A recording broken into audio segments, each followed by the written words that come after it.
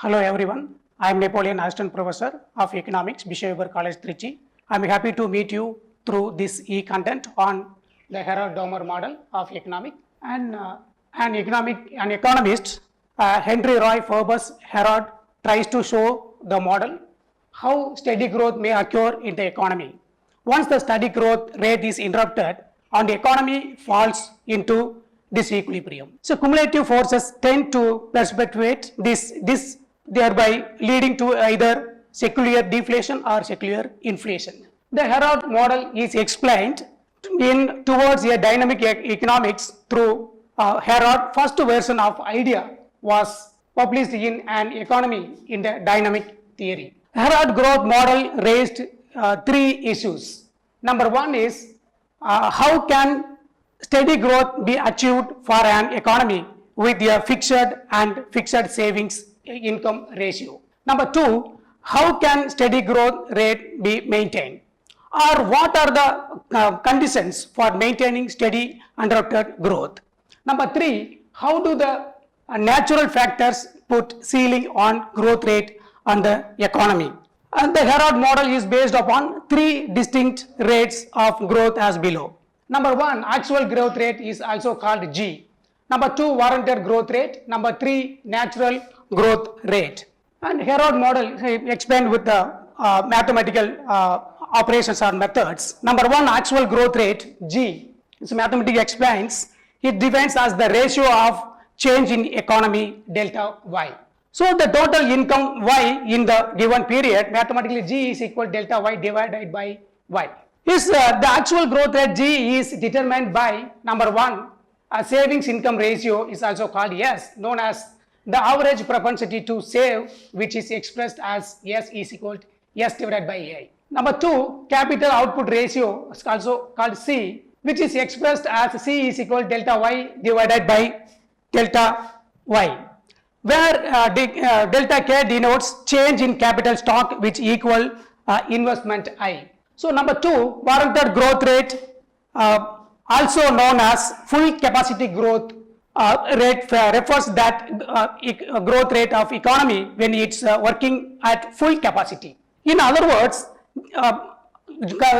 warranted growth rate is interpreted as the rate of income growth required for full utilization of growing stock of capital.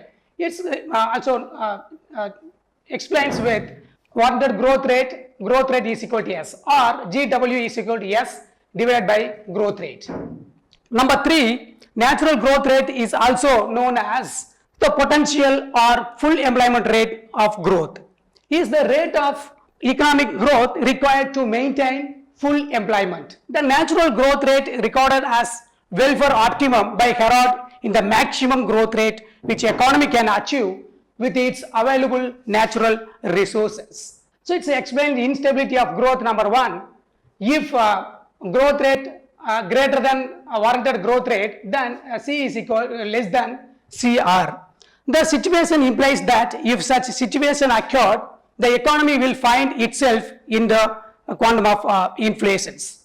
This is because this situations, rate of income being better than the growth rate of output. The demand of output would exceed the supply of output. And the second growth, instability growth is mentioned if G less than the warranted growth rate, then C greater than CR.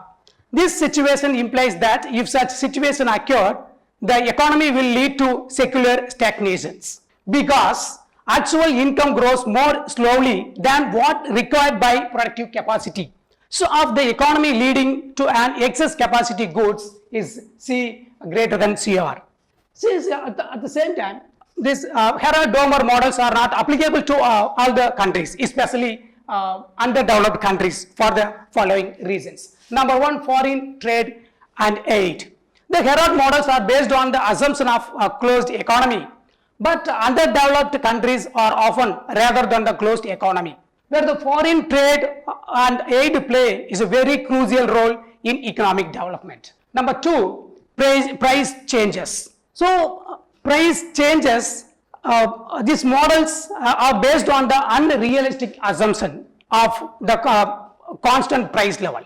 But in the underdeveloped countries, price changes are in visible growth. This after that, finally this Harrod model concludes that based on their unrealistic assumptions, it have little practical applications in underdeveloped countries. According to Histman, economics of development, like the underdeveloped countries themselves, underdeveloped countries must learn to walk on its own feet.